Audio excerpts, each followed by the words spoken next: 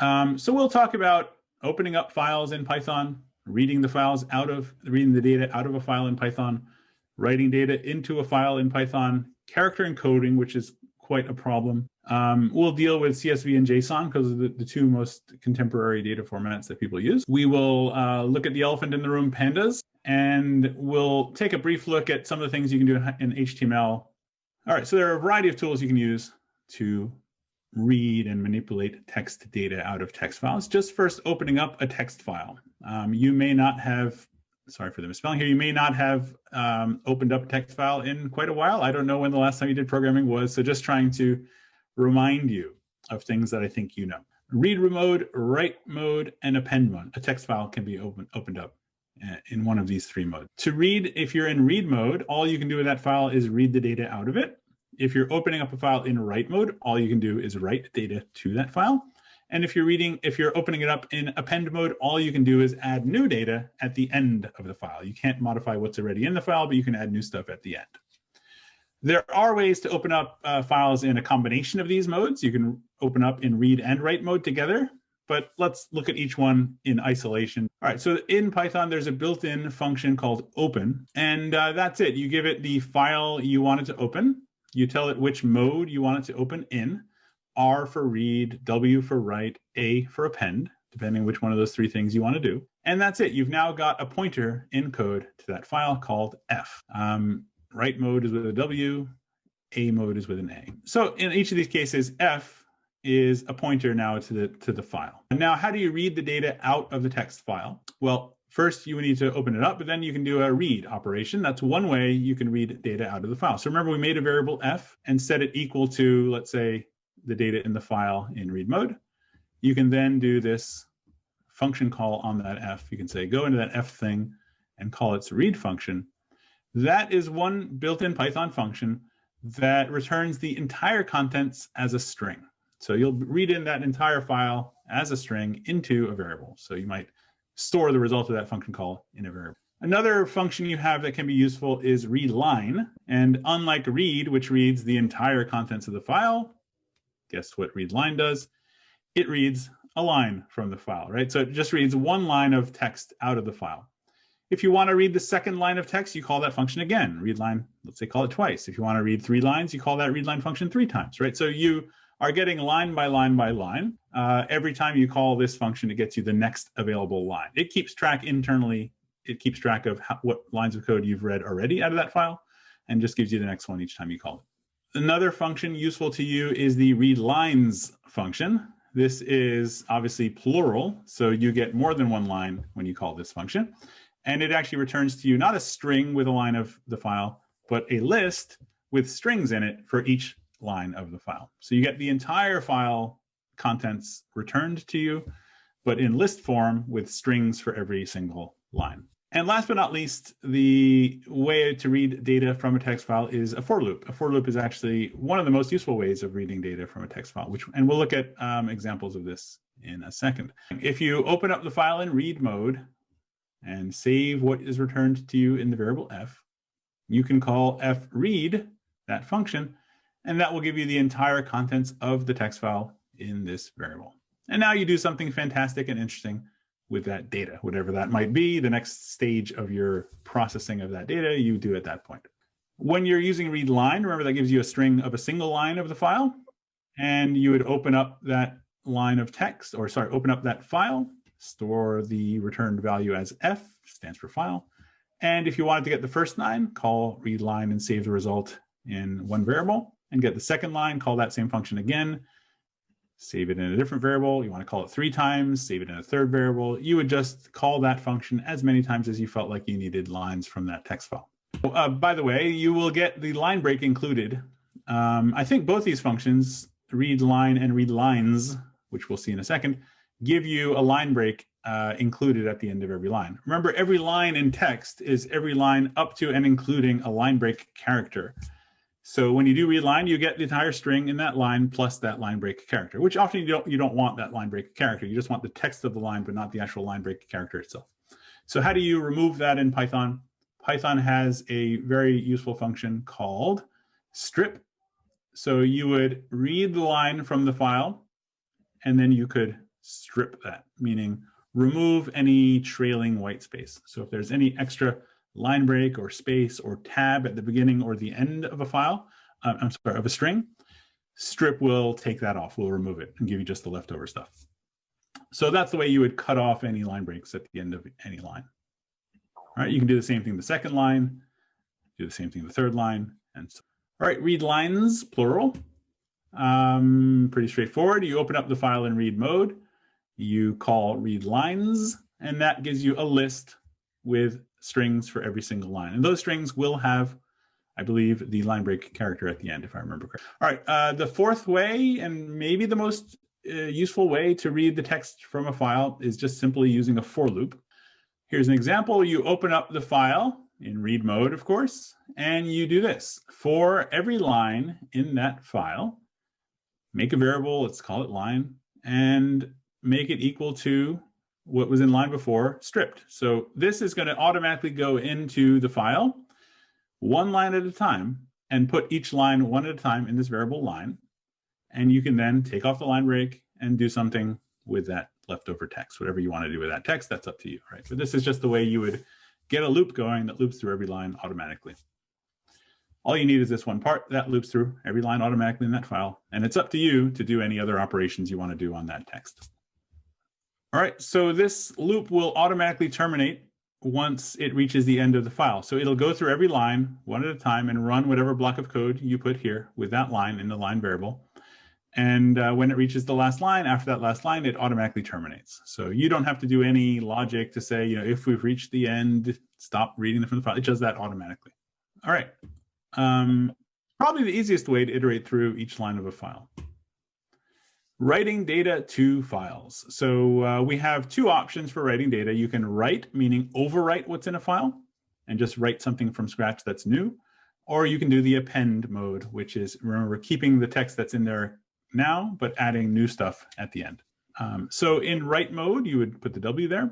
In append mode, you would put the A there. In either function, in either way of opening up the mode, you use the same function to write to the file. So you use the write function to do the writing, whether in append mode or write mode.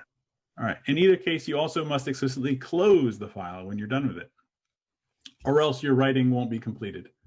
So it's up to you to use the write function as many times as you want to write data to that file, but then ultimately close the file explicitly at the end. That tells Python you no longer need to have access to the contents of this file, and it kind of shuts off its connection to that file and burns the changes you've made into the file. So if you don't explicitly write, then it doesn't work. All right, in write mode, you would open up the file in W mode, write mode, and you could write text something like this. 'Twas brillig and the slithy toves did gyre and gimble in the wabe. All mimsy were the burgroves and the mum raths outgrave. Right, this is the Jabberwocky text. If anyone doesn't know this poem, it's great. There are no line breaks here, so there are no line breaks actually written into the text. If you want a line break, you actually have to put a line break at the end, /n as your character for line break. So this actually won't put any lines in there, really. It just puts text in there, but no line breaks. Every line is usually defined as everything up to a line break, and so really there's only one line here. That's it. If you don't close it at the end, nothing gets written. Do remember that, because you will forget and it won't work. So there you go, and now I've written some text to this file. So you can call, my point here is you can call this write function as many times as you want. Just keep calling, it keeps on adding new data to that file. If you don't put line breaks in the actual strings, there are no line breaks in the actual file. And whenever you're done, just close it. In append mode, it's very much the same thing. You open up the file in A mode for append. You write whatever text you want. Beware the Jabberwock, my son, the jaws that bite the claws that catch. And at the very end, of course, you need to close it, right? So again, close in append mode, close in write mode. You don't have to close in read mode, although it's a nice thing to do. It lets Python know that you no longer need that resource that it's opened up, that file.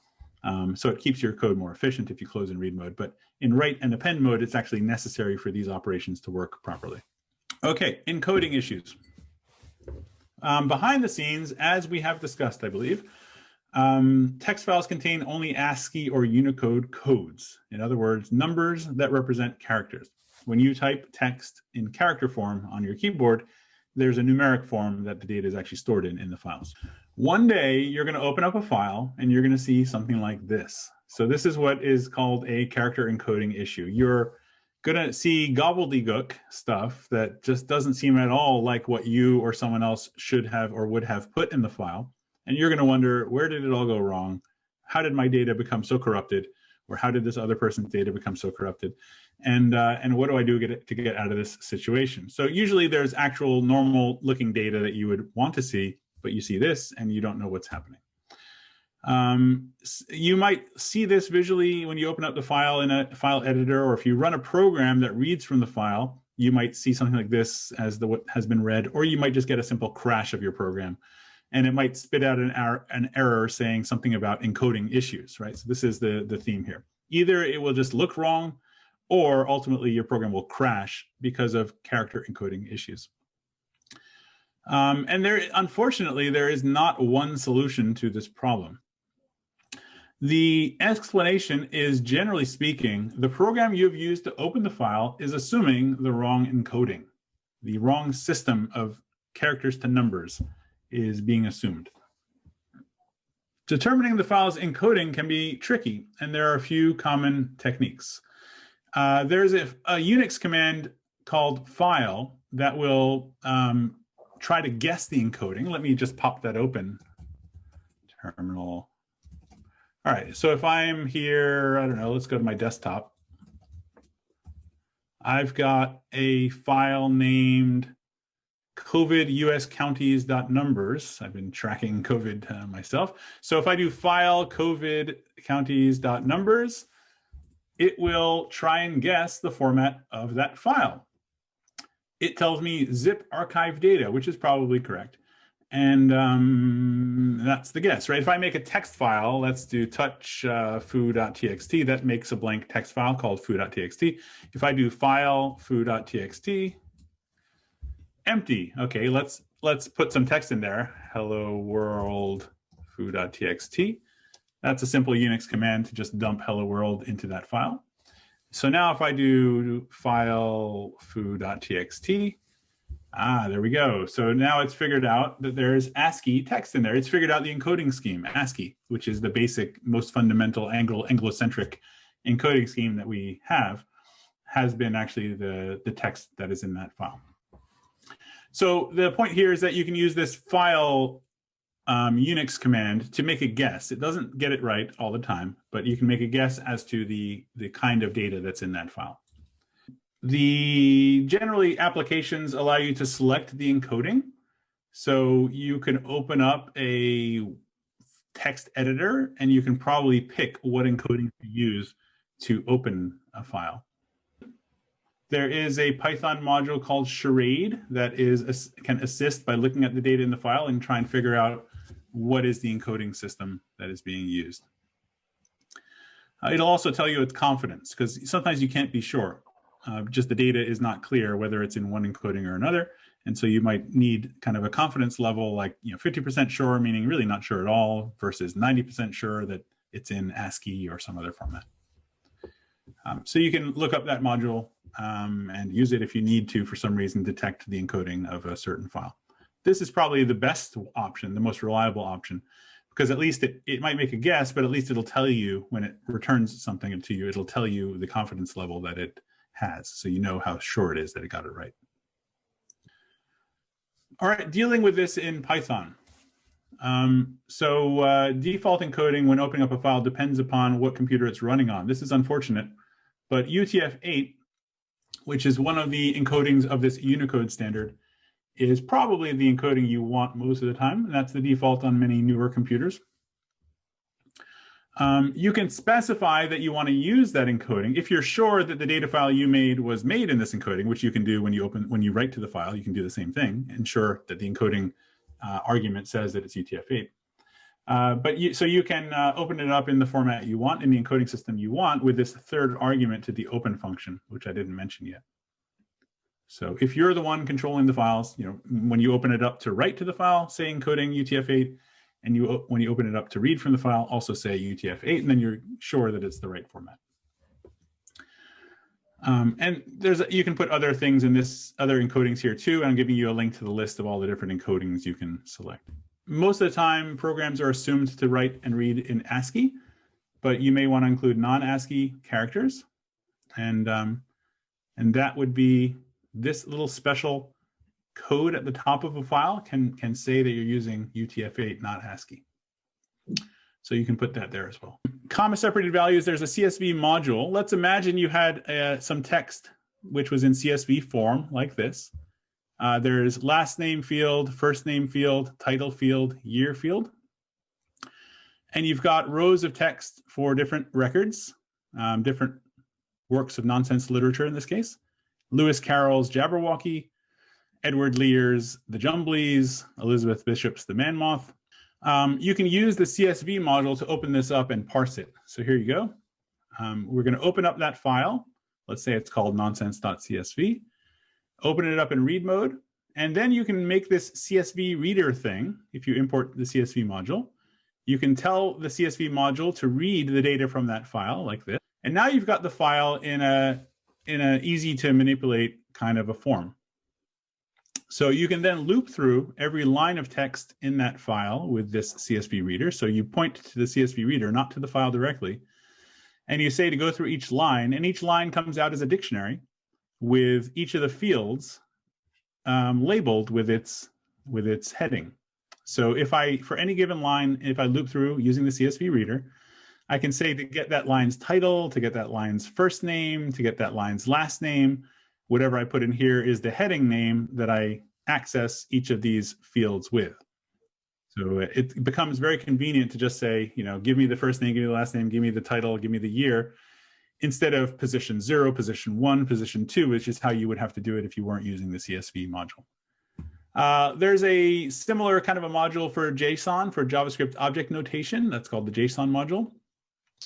If you imagine the same data in JSON format, it would look something like this, an array with each record in its own object. And you could do the same kind of a process using the JSON module, open it up in read mode as a file, get the entire chunk of text with the read function, and then ask the JSON module to load up that string with all the text of the file in it. And it'll make it into a list of dictionaries. And then you can loop through that list of dictionaries. And for each one of those dictionaries, you would be able to access the individual data points based on the labels or the keys that have been given in this object. So it's very similar. I mean, ultimately, it's very similar to the code for the CSV module. It's just that you're dealing with a JSON file instead of a CSV file, but you end up in the same kind of a place. All right, the pandas in the room. I'm just going to bring up that pandas exists. Pandas is an exceptionally powerful data science library. It can read both CSV and JSON and other types of formats of files. If you wanted to print out all the titles of all the works in one of your files, for example, you could import pandas, call it PD, and ask it to read a CSV file and print out all the titles. And this would print out a column with all the titles very quickly. If you wanted all the first names, you could say, go print out all the first names by just swapping this out with first names. So you can kind of quickly get some data without doing really very much work at all. There is a module called Beautiful Soup for parsing HTML documents. I'm not going to go deep into that, but it could take some data and parse it in HTML and extract some of that data. All right, data munging. There are some things in data science where you have to clean up data. And I'm just going to run through some of the key issues and then we'll call it quits here. Determining the character encoding, that's one of the key issues that you need to do. Cleaning up data you scraped from the web, that's another common issue. Deciding what to do with missing values. So often your data is just missing some values in certain places. You have to figure out what to do about that. Do you replace them with kind of fake values or just leave them blank? What do you do? And it really depends on your data set. You might want to standardize the data to some degree, what we call normalizing. Maybe the same words are spelled differently in different parts of the data, like NYC in some fields might be written.